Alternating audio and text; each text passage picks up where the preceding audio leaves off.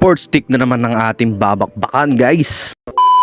So guys, ito ay pork chop. Lalagyan natin ng kalamansi. Bubudburan natin ng kalamansi yan at bababaran muna natin yan bago natin isalang sa kawali, guys. Yun, lilagyan natin ng toyo dyan ng madami, guys, para magmuot yung lasa niya sa loob-looban ng pork chop. Yun, lilagyan natin ng paminta. Yun, isasalang natin after 3 years ago. Yun, isasalang na natin, nilagyan natin ng toyo. Di na natin yan, pagulat natin, papainitin natin yan, guys. Ni isa-isa na natin ang paglagay sa kawali, guys, dahil matagal tayo nag-upload, guys. Yun, pasensya na kasi, guys, estudyante ako, guys, kaya di natin nakagapan lahat. Yun, din nakita nyo naman na brown na siya, guys. Syempre tataob na muna natin yan. So yun, guys, yan, binaliktad na natin, guys, lahat yan. Binaliktad natin, nakikita nyo naman mga dugo-dugo niya. Yun, okay na yung pork natin, guys. So magigisa na tayo agad. Bawang, nilagyan natin ng bawang at sibuyas dyan, guys. Yan, sinunod na natin na sibuyas. Gigisa rin natin yan at lalagay rin natin yung pork. Syempre hindi mawawala yan, lalagyan natin, papakuluan rin natin yan. Ayan. So yun, guys, nilagyan natin ng tubig dyan,